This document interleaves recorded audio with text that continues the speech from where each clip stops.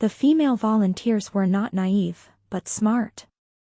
Having been in the village for so long, they had more or less realized the dirty things in the village. Furthermore, a few students were almost raped by the villagers, but fortunately, Xiaoli saved them in time.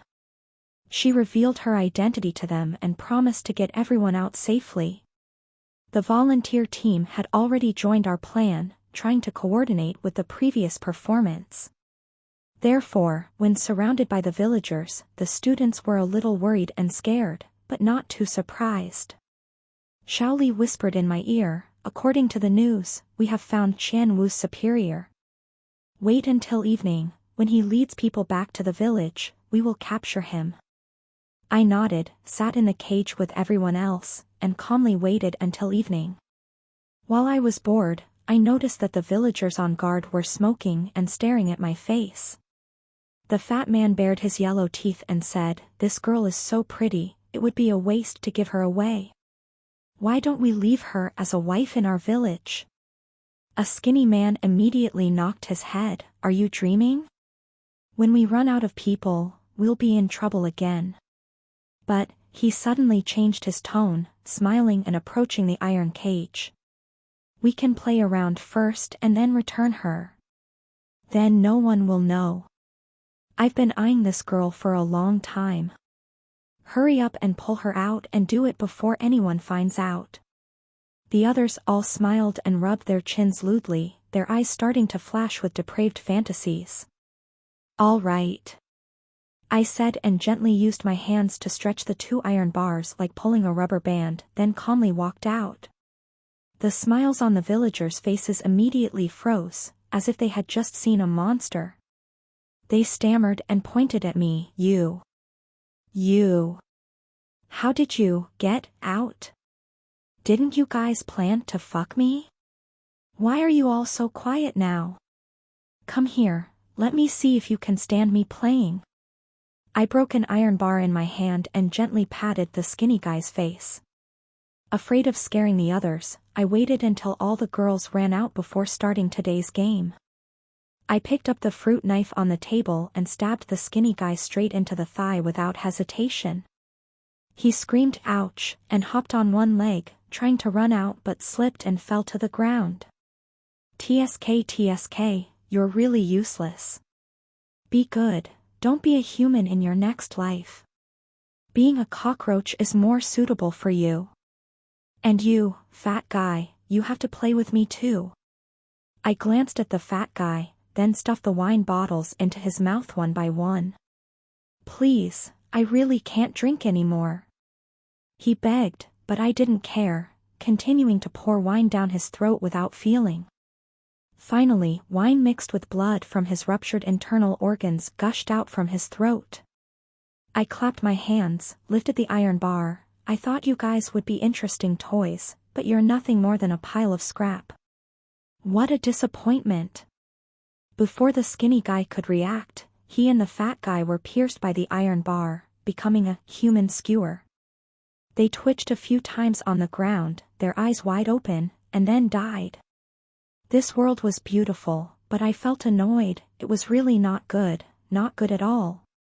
As soon as Qian Wu returned to the village, he was ambushed and arrested by the police. The exits of the village were all blocked, the remaining villagers had no way to escape, they could only endure being tied up. This cannibal village finally collapsed. How many people were buried here, their bones no longer visible? And how many people after many years of suffering were rescued, seeing the light of day? When the police searched the mountain, they found the bodies of Qian Dai and Qian. Qian Wu, come here and confirm, are these your sons? Qian Wu raised his head, not believing his eyes. His red eyes looked at his 2 sons who had died in pieces. He glared at me, his gray eyes suddenly filled with anger and murderous intent, looking like a wild beast that wanted to tear someone apart, terrifying people. "You killed my son." Qian Wu gritted his teeth, squeezing out a few words from between his teeth. "So it was all your fault." Lai Dequan, Guzhen, the village chief, "My son, it was all your fault. We were fooled by a bitch again." Who the hell are you? I looked at him coldly. You must have seen the movie The Grim Reaper, right? Don't talk nonsense to me. Who the hell are you? I sighed, looking at him as if I was looking at an idiot. I am your ancestor. As I passed the police car, I heard a few policemen talking to each other. We saved so many women this time, it was worth it to lie low for days. It's just a pity that there's still a couple of illegal child traffickers. There are 85 kidnapped children and no clues have been found. Wait, look at this live stream. I glanced at the policeman's phone screen. On it, a female streamer with the ID Little Salty Fish of the Underworld was holding a skull and scolding the person who was affiliated with her. Does a human trafficker deserve to have a child? Over the years, you and your wife have sold a total of 85 children, causing 85 families to be broken because of you two. You two have earned enough money, now you want to have a child to continue your career, but are you two worthy? Looking at the streamer's face that looked similar to mine, I burst out laughing. Is it Hai Dao's younger sister? Did she get bored at home and start a live stream? I didn't expect that the human trafficking couple that the police had been unable to catch would be accidentally caught by my silly younger sister. I looked away from the screen and took one last look at Xiaoli. She was comforting a victim, her eyebrows and eyes both gentle and determined. She gently patted the person's back. It's okay, we'll take you home. Your relatives will definitely be happy to see you again. The crying woman gradually calmed down and leaned against Tu Li's chest. I smiled, then turned and walked into the darkness. #side story. I am the second daughter of the god of death, named Hai Sa. The eldest sister Hai La is stirring up trouble in the north and has a policeman as her companion. The younger sister Hai Dao is at home live streaming fortune-telling, and has suddenly become famous online. As for me, I am an intern of the god of death, wandering in the dark, helping the ghosts fulfill their wishes, sending them to the other world. The first commissioner is a player who was forced to come to the north to participate in a real-life killing game. The second commissioner is a miserable girl who was bullied to the point of having 2 bodies at school. The third commissioner is a female student who volunteered to be tricked into a remote village and tortured to death. Each ghost, at the moment of fulfilling their wish, said thank you to me. For me, this is the most wonderful and meaningful job. The road ahead is long, the story has not ended, and everything is still going on. End of Part 6. Part 7, HAISA and the German Academy Introduction. On the first day of school, the male coach told me to take off my pants in front of everyone. What's the point of pretending to be innocent? Will good girls be sent here? He was right, I wasn't a good person. So that night I broke his neck. I was sent to the largest women's German school in Southeast Asia. It is said that no matter how unruly a girl is, after training here for a month, she can become a perfect, obedient and gentle woman. On the first day of school, I was arranged to participate in daily military training. The instructor held an electric baton, his sharp eyes scanned the area, and then began to give orders. From the left, each person slaps themselves in the face and repents for 10 minutes. The girl standing on the far left had clearly been here for a long time, forced into a routine. Her eyes were lifeless, she mechanically raised her hand, obediently slapping herself in the face. The sound of pop pop rang out, accompanied by her repeating, I am a sinner, I should not have asked for a divorce from my husband, hitting is love, scolding is love, my husband hits me because he loves me too much.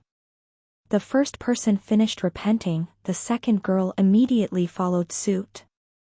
I am a sinner, I shouldn't wear a backless shirt and seduce other men, my body belongs only to my husband. When it was the 10th girl's turn, she raised her head high, hesitating to act. She even rolled her eyes, why should I listen to you? You are violating human rights, I will call the police. I couldn't help but turn around to look. Girl number 10 had dyed blonde hair, she looked to be around 20 years old, her face still had a hint of innocence. That innocence, in this hellish place, would naturally be punished. Sure enough, the coach's face darkened. He grabbed girl number 10's hair and dragged her out of line. He mercilessly pressed the electric baton against her stomach, pleased to hear her scream in pain. In this school, you don't need freedom, just remember absolute obedience. This is the consequence of disobedience. Girl number 10 was shocked until she convulsed, curling up on the ground in pain. But her mouth did not beg. You beast, I am an independent person, not a slave. If you have the guts, then electrocute me to death. The coach stopped and stepped on her back. There are many ways to torture people here. I want to see how stubborn you are. He waved his hand, and someone immediately brought up a glass box half a person high. Inside was filled with small insects, looking disgusting. Take off her pants and throw them in there. As soon as he waved his hand, 2 men immediately held number 10 from both sides. Her face was pale with fear, her body was trembling, but she still bit her lips and refused to beg.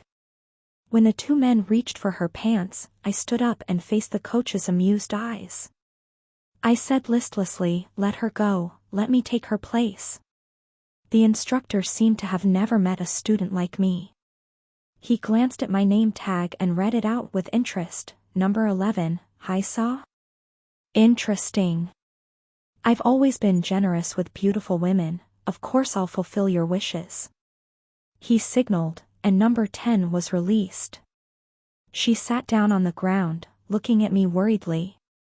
Or I'll do it myself. I stopped her with my eyes, then walked towards the instructor. A few men laughed sinisterly, intending to take off my pants. I gently dodged, pointing at the glass box. Taking off my pants is fine, but using this?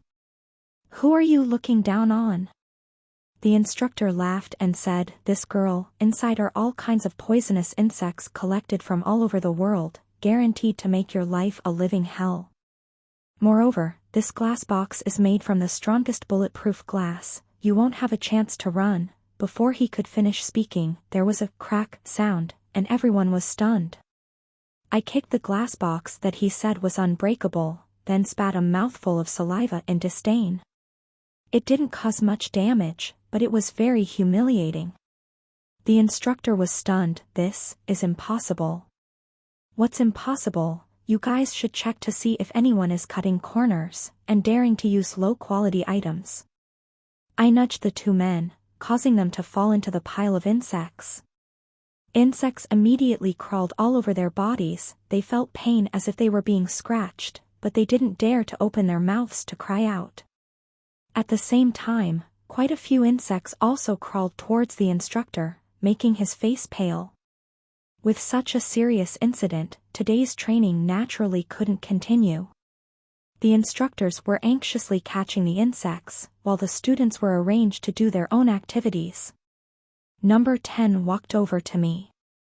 Her eyes were red. "Haisa, thank you for saving me just now. I was also just brought in today, can we be friends?" I raised my eyebrows. What's the point of being friends? Making friends for military training? Number 10 looked around and whispered in my ear, "I mean, making friends to escape." "I don't plan to escape."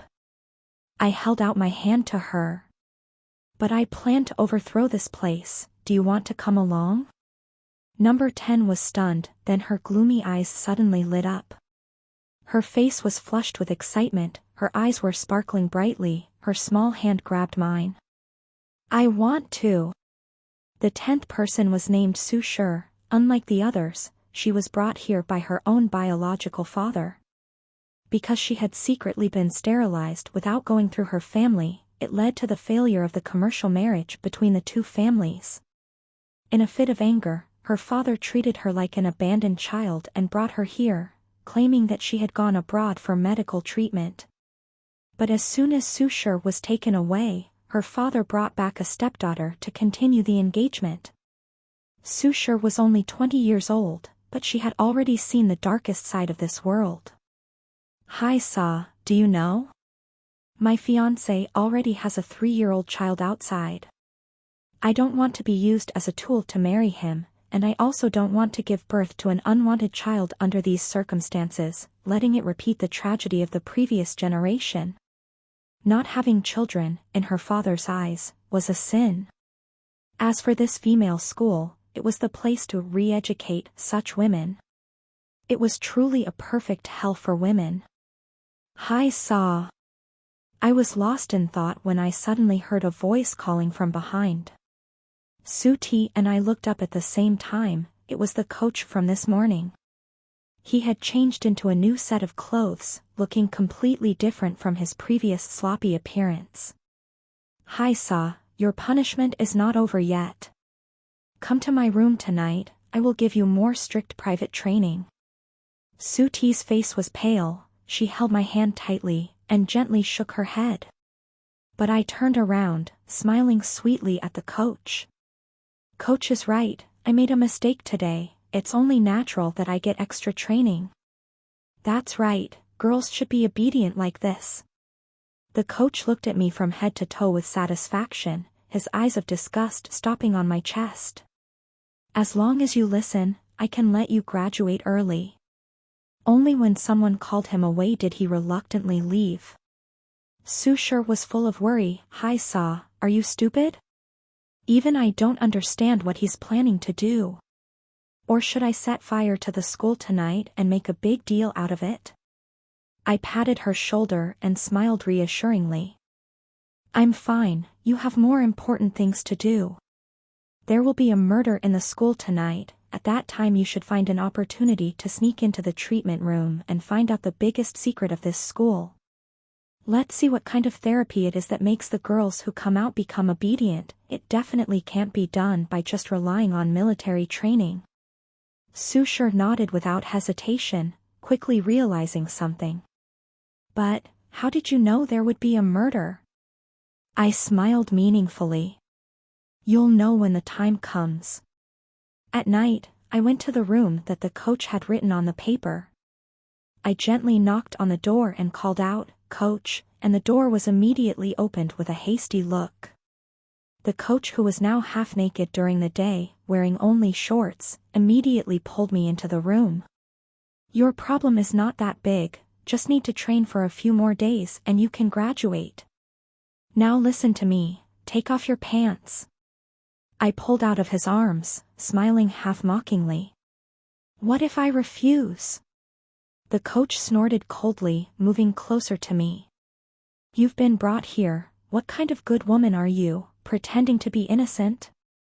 Either you take it off yourself, or I'll help you take it off. I leaned lightly against the wall, not moving, smiling as he got closer and closer. When the stench of his breath hit my face, I threw a punch and smashed his chin. Bright red blood spurted from his mouth, dripping onto his bare shoulders. The coach held his chin in shock, looking at me angrily, his eyes gradually gathering murderous intent. Are you looking for death? I easily caught the punch he threw, using a little force, and heard a crack. His arm fell limply, only clinging to a bit of flesh as he hung limply on his body. The coach screamed in pain, his eyes finally revealing fear as he looked at me, as if I was a monster. I chuckled, slowly stood up, and twisted my arms and legs. You're scared now, isn't it too late? From the moment I entered the room, the prey was destined to die. The coach finally realized, and ran over to press the alarm in panic. But just as I was about to touch him, I grabbed him like a chick and pulled him back. My arm looked fragile and weak, but it was like an iron clamp, tightly gripping his neck, almost breaking it. Veins bulged on the coach's forehead, and he weakly asked, what exactly are you? I never said I was human. I smiled evilly, aimed at the window, and threw him out like a basketball. His body shattered the glass from the impact, falling straight from the window. Before he could scream, he was crushed like mud. A crowd quickly gathered below, looking at the window in horror, frightened by this unexpected event. This was the first time a coach had been in trouble, and almost the entire school rushed out. I slowly wiped the blood off my sleeve, then quietly returned to the dormitory. The dormitory here is like a prison, every room is locked, with only a small window leading to the outside. They have great confidence in this special lock, so they didn't assign anyone to guard us, only placing surveillance cameras in the hallway. That stupid lock, I only needed a steel wire to open it, easily avoiding the camera and sneaking into Sushir's room. Sushir came back a little later than me. She looked like she had just experienced a horror, drinking a large glass of water to calm down. "Hi Sa, it's just like you said, there really was a murder tonight, everyone rushed out there. I followed your instructions and sneaked into the treatment room, and got a lot of information." Her chest heaved violently, her body trembling with extreme anger. "Hi Sa, I've seen the biggest secret of this school. I know how all the girls here became so obedient." She closed her eyes, trying to recall that terrifying scene. She saw a girl tied tightly to the operating table, surrounded by a group of people in white coats. The girl didn't move, seemingly anesthetized, but her eyes were still wide open. She glanced at Sushir standing at the door, her eyes pleading for help. But what could Sushir do? She could only cover her mouth in fear, trying to remember everything she saw. The person holding the knife was holding an ice pick in one hand and a hammer in the other, and was driving the ice pick through the girl's eye socket into her brain. I thought for a moment, so it's ice drill therapy, also known as frontal lobotomy. This brutal surgery was once popular in 19th century Europe, then banned, but now there are still people using it to discipline women. It turns out that all successful graduates have to undergo military training that damages their personalities, and if it doesn't work, they will undergo further surgery. By destroying the brain to change a person's personality. Logically speaking, this surgery is very risky, it can make people stupid or crazy. But according to the investigation reports, the families of the students who graduated from this school are very satisfied. Perhaps the people who personally brought the girls here, originally did not care about their mental and physical health. They just wanted a perfect puppet, ready to obey orders. Sushir held my hand tightly. "Hi Sa, I've seen the list, tomorrow there will be 10 more girls who need surgery, do you have any way to save them? I usually don't interfere in other people's business, unless it makes me angry. This time, it really made me angry to the point of exploding." The next day, military training went on as usual. No one mentioned the death of the instructor last night, as if he had never existed. Only the intensity of the training was increased to deter the students. We stood in a row, in front of us was an iron barrel. It was filled with bloody, raw meat that smelled disgusting. The new instructor held an electric baton, his cold eyes swept over each person. "This barrel of meat is your only food today, whoever doesn't eat it will be punished." In the heavy atmosphere, someone suddenly retched. Everyone looked at the girl who had just vomited, secretly worried about her. The instructor grabbed the girl's hair and dragged her out of the row. He kicked her hard, smiling faintly. "What? Do you have any opinions about today's training?" The girl knelt on the ground, holding her stomach, her face pale as she begged, "I'm pregnant, I can't control myself, please coach spare me." When she said the 2 words, pregnant, everyone's expression changed. Sushir cursed softly, her family is really a beast. Perhaps outside, pregnant women would be treated kindly.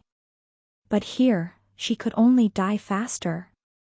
I don't know what mistake she made, that her family hated her so much that they pushed her here while she was pregnant. The coach's expression changed dramatically, he seemed very interested. He picked up a piece of meat, put it in the girl's mouth, and ordered, "Eat." The girl shook her head in fear, "I'm pregnant, I really can't eat it." Slap! A heavy slap landed on the girl's face. The coach cursed, then roughly opened her mouth, stuffing the piece of meat in. I couldn't bear it any longer, so I took off my shoes and threw them straight at the coach. Immediately, the entire security team at the training ground surrounded me. The coach raised his hand to stop the bodyguards who were about to attack me. "All right, disperse, don't always fight and kill, we are coaches, we have to be more tolerant of our students." He released the girl he was holding in his arms, smiled and waved at me. "Number 11, hi Saw, right? Come here." He twisted his wrist, his eyes looking at me like a hunter looking at his prey. In his eyes, I was just a skinny and weak girl. What could I do to a man who was nearly 1m90 tall like him? Wasn't I just a dying prey? When he saw me approaching, contempt and ridicule appeared in his eyes. He shrugged and said, "Your temper is too fierce, you need more training." Before he could finish, I jumped up and pressed his head against the iron barrel. "Coach, don't you like to eat? Let me feed you to your heart's content?" Everyone was stunned by this scene, forgetting how to react. The bodyguards also stood there, staring at me as I forcefully stuffed the contents of the box into the coach's mouth. Only when his face was covered in blood and he was choking to the point of not being able to breathe did the bodyguards panic and rush forward to attack me. I kicked away the nearest bodyguard, grabbed the coach's hair, and pulled him straight up. Then I punched him hard in the stomach. The coach threw up right in front of everyone. In the pile of waste, there was clearly a fingernail. The students screamed in horror, and the bodyguards' faces turned pale. I half smiled. "In this box, is it the coach who had the accident yesterday? You guys really have a good plan, using this military training method to both handle corpses and train the students to obey." As I spoke, a bodyguard quietly moved towards the door of the training ground. I immediately threw the coach at him. The force of the push caused the door to slam shut. The arrogant coach was also thrown so hard that he bled from 7 holes, dying on the spot. The bodyguards were trembling with fear, their eyes looking at me as if they were seeing the Grim Reaper. I brushed my hands off and glanced at them. "Today on this training ground, none of you can escape." Some of them looked hopefully towards the camera, hoping that the surveillance room would discover something unusual and save them. I burst out laughing. That camera, I had changed it last night. Now, what the surveillance room saw was just a fake image that I wanted them to see. I waited until now to make a move to adjust the surveillance time. Now this place belonged to me. I snatched the electric baton from a bodyguard's hand and distributed it to the girls present. "You should return the same treatment to these beasts." The girls looked at each other. Apart from Su Shi and the pregnant girl who picked up the baton, the others were still standing there waiting to be rescued. Look, in stories from ancient times to the present, when the female lead is in danger, the male lead will descend from the sky to save them. As if learning to worship and be grateful is enough, no one teaches them that they can also save themselves. Hero? Why does no one ever talk about heroines? These rotten men are nothing to be afraid of. They are scared and hurt when beaten. Now that the weapon is in our hands, what are you afraid of? Su Shi immediately swung the baton at the nearest bodyguard and shouted at the girls, "Haven't you figured it out yet? If you don't dare to resist now, then after you leave this school, you will continue to be bullied and controlled by outsiders. Either you accept to be obedient puppets, or pick up the batons and find your strength again." Someone was moved by her words. 1, 2, 3. Gradually, someone in the crowd stood up, picked up the weapons on the ground, and charged at the group of men. Even though the men were all tall and strong, even though the girls had weapons in their hands, they were still beaten until their bodies were covered in injuries. As for me, I just stood there, not helping them. I just watched them fall down again and again, being suppressed, then wiping the blood off their faces, like a female eagle rushing in again. Look, even though they don't have the strength to resist, they still need to have the will to resist. Even until the last moment of their lives, they shouldn't accept being oppressed just because they are women. The men had the advantage in strength, but the girls, even though they were using all their strength and holding weapons in their hands, were not weak at all. When the training ground was in chaos, a small bodyguard suddenly pushed his way through the crowd and rushed towards me. I stood still, not blinking. If he dared to attack, I would immediately break his neck. The short bodyguard was clearly not stupid. He knelt down in front of me, trembling as he said, "Sister Haisa, from now on you are my only sister. As long as you spare me a way to live, I can help you and everyone else escape from here." I grabbed his collar and lifted the man who was half a head taller than me like he was a chick. "Really?" His limbs stiffened, and he stammered, "I swear to God, how could I dare lie to you? Damn it, that traitor Bath." Many bodyguards noticed this scene, cursing and imitating Bath, with bruised faces, kneeling in a row in front of me. "Sister Hai, as long as you give us a way to live, from now on you are our only big sister." I was very satisfied with this scene, put Bath down and signaled the girls to stop. Then, I grabbed a guy who hid a knife behind his back, broke his neck. Blood spurted out immediately. Some were so scared that they peed their pants on the spot. I let out an sound, pretending to be embarrassed. Actually, I am a pretty gentle girl, just a little strong. I also often like to massage the neck and shoulders of disobedient friends. Several men immediately nodded their heads like chickens pecking rice. "Listen, I am very obedient. Whatever Sister Hai tells me to do, I will hit them." My fingers brushed over the heads of the bodyguards, causing them to tremble. "You guys, take these girls out. Leave Bath, lead me and Suti to the treatment room." My smile was superficial, my hands making a gesture as if I was clenching. I forgot to mention, I also have a curse ability. Anyone who betrays me will die a horrible death. My sister once said that human nature is inherently despicable. There is no use reasoning with these men, suppressing them with iron is the most effective way. After they were suppressed by me with absolute strength and witnessed the killing, their fear of me reached its peak. I dared to hand over the girls to them, because I was sure that they would not dare to risk their lives with me. I patted Bath's shoulder, my voice cold. "The treatment room, lead the way." It was training time. Most of the people were gathered in the large training grounds. Bath led us away from the crowd, but was still stopped by the people in the treatment room. Sushar muttered softly, "Strange, there were no guards here last night. Maybe because there was a murder yesterday, the whole area has been beefed up." I pushed Bath. Bath understood, and said to the gatekeeper, "These two girls came for treatment today."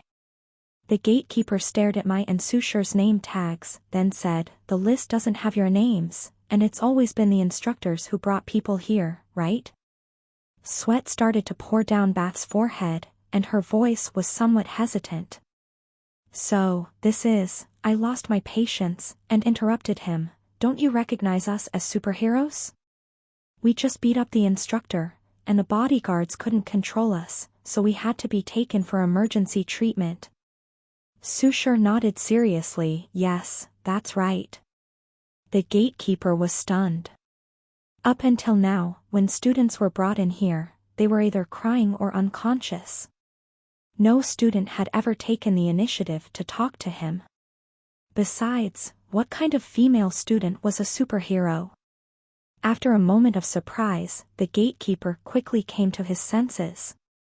"No, I have to report to the higher-ups." As soon as he turned around, I immediately snapped his neck. He didn't even have time to let him cry out. I didn't have time to waste time with him here. I grabbed Sushar's hand and kicked Bath in the back, still standing there in a daze. "Let's go." This building was a 3-story villa. Last night, Sushar had explored the first floor. The treatment rooms were lined up like small cells, each with armed guards guarding them.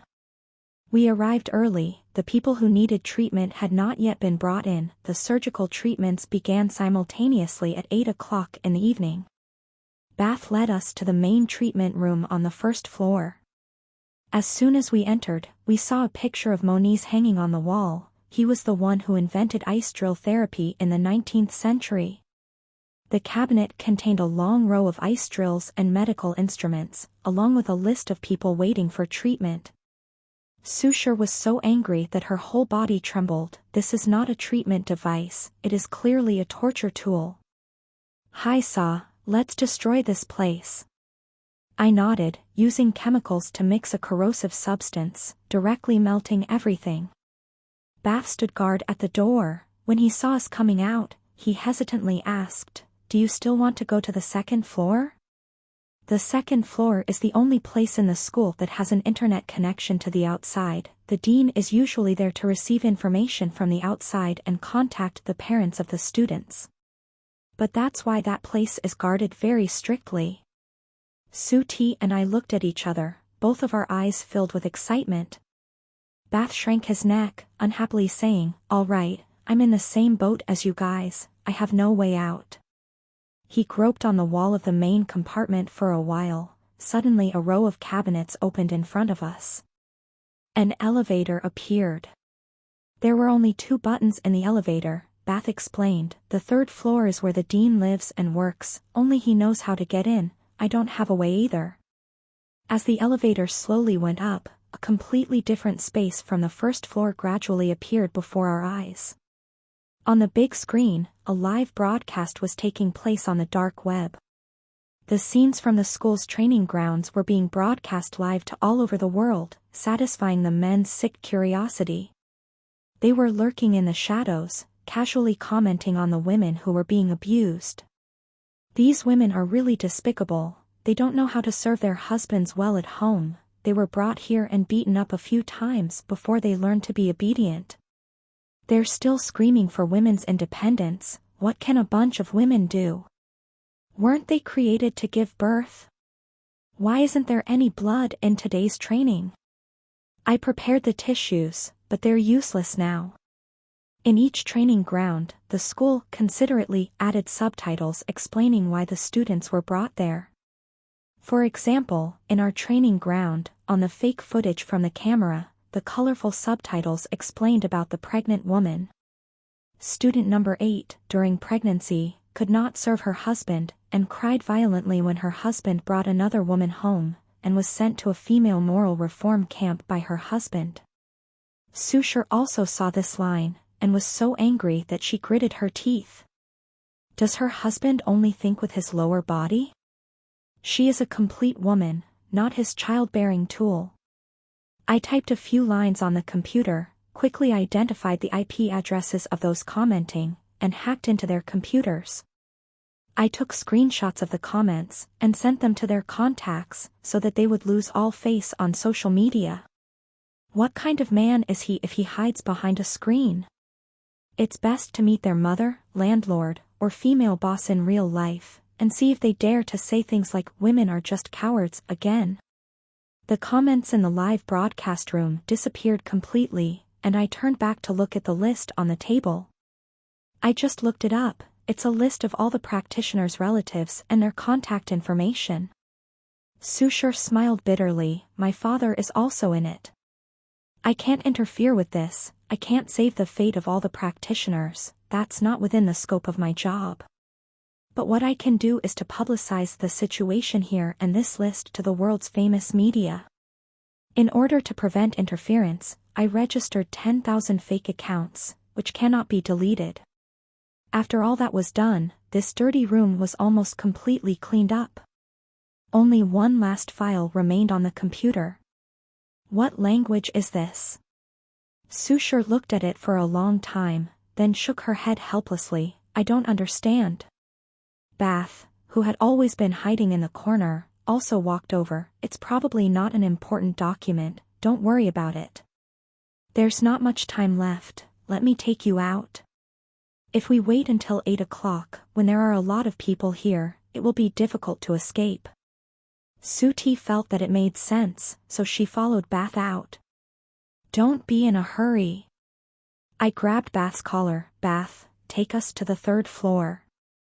Sister, hi, I told you, only the dean knows how to get to the 3rd floor. I scratched my head, smiling my most innocent smile. Dean? Isn't it you? Beth's entire body stiffened, and her face instantly turned pale. Sue T was stunned. She followed my gaze to look at Beth, seeing his forehead continuously sweating. His anxious reaction further confirmed my guess. When did you know? From the beginning, I didn't believe you. I said with a disdainful expression. From the moment I stepped in here, all the teachers, security guards, and bodyguards in the training ground, no one was shorter than 1m8. And you, standing there at 1m7 is too obvious. Aren't you self-conscious about your height? When the training ground fell into chaos, I stood there quietly observing, seeing several bodyguards tightly surrounding Beth to protect him. At that time, I only guessed that Beth was a high-ranking manager of the school, hiding his identity to investigate the students after the teacher's incident. But clearly, not everyone in the training ground knew about him. I killed all the bodyguards around him, only then did the others dare to follow me so that I could take advantage of taking the girls away. As for Beth, of course I kept him alone and took him to the treatment room. He thought he was hiding very well, but every step revealed a flaw. What ordinary bodyguard could easily get through the strict security, leading me and Sue T to wander around this building?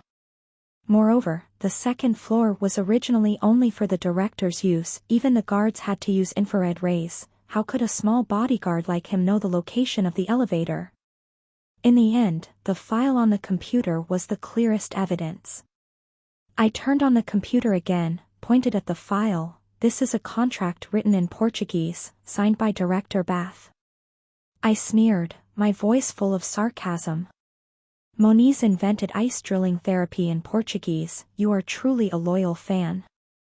Beth had acted all this way just to escape from me, a monster. But at this moment, all his covers were stripped away by me, leaving nothing behind. He finally realized that, from the moment I appeared, he could no longer escape. Fear, almost despair, slowly appeared in Beth's eyes. This greedy and cruel man, now under my hands, was so scared that he wet his pants. I didn't bother looking for the secret door, but punched straight through the ceiling of the second floor. From the hole, I climbed up to the third floor.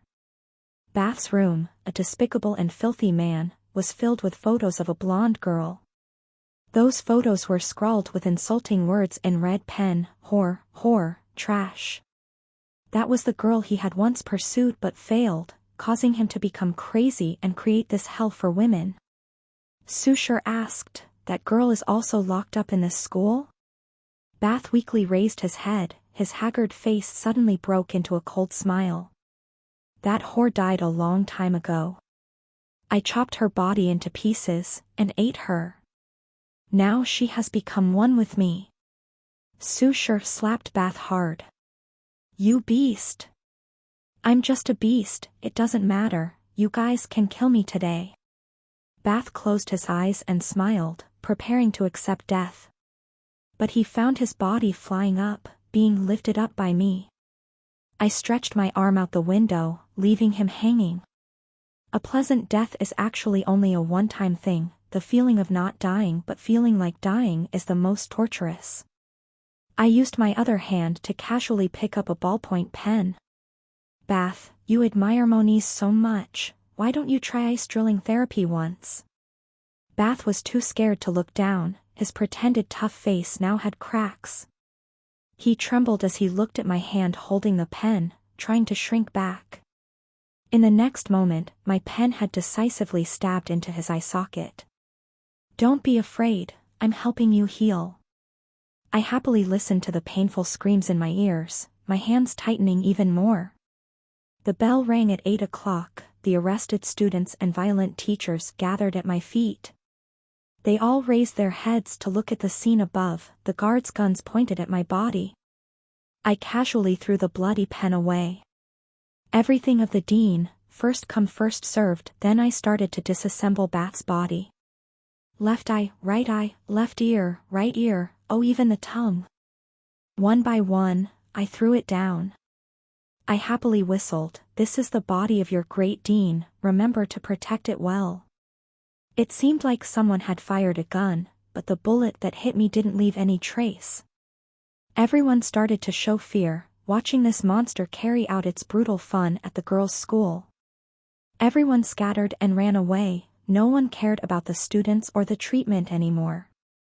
They were afraid that the next person I would capture and torture would be me. I threw away the trash in my hand, calmly watching them run away in panic. It was not until the Interpol symbol appeared not far from the school that everyone breathed a sigh of relief. The teachers and guards seemed to have found their loved ones, crying and running towards them. There are monsters, please save us. In the next moment, they happily received a silver bracelet, but like fools, they happily hugged and kissed the police. The students cheered at being saved, escaped from hell, vowing to return to reclaim everything that belonged to them. It was just that the police had dug up every inch of the ground here, but could not find the group of people wearing student uniforms, causing this school to be in chaos. Meanwhile, I had already returned to the dark place, continuing to move towards the next place of revenge. End of Part 7.